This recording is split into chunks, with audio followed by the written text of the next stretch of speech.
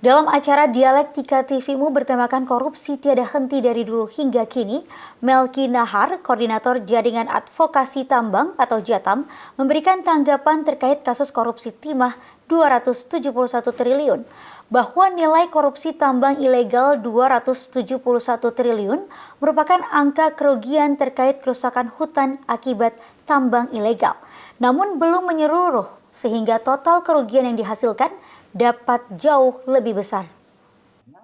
Bagaimana dengan anak-anak yang mati di lubang-lubang tambang?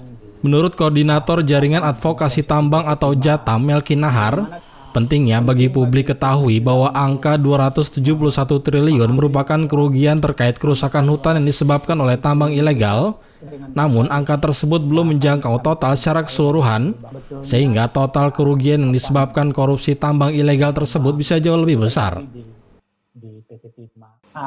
Penting bagi publik juga untuk memahami bahwa angka 271 triliun itu kan sebetulnya jumlahnya hanya sedikit kalau kita mau hitung secara keseluruhan gitu. Karena gini, di Permen 7 tahun 2014 itu kalau kita cek gitu ya, dia kan tidak mencakup soal hal-hal yang bahkan jauh lebih detail yang terjadi di lapangan. Satu misalnya, bagaimana dengan anak-anak yang mati di lubang-lubang tambang di konsesi PT Timah.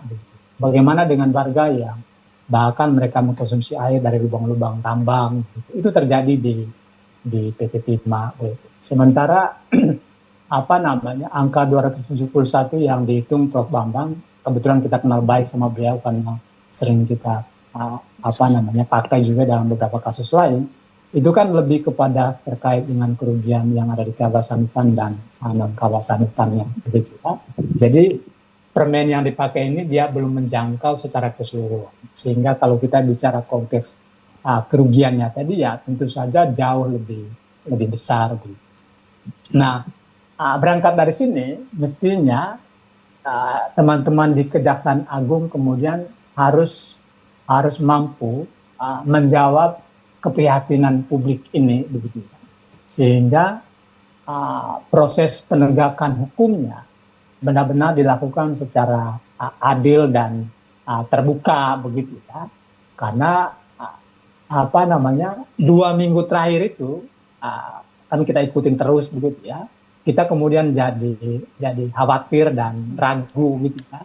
Jangan-jangan proses penegakan hukum ini memang dia akan berjalan, tetapi tidak dalam kerangka memutus mata rantai dari kasus korupsi yang lebih besar berkaitan dengan pengelolaan timah di Indonesia tadi.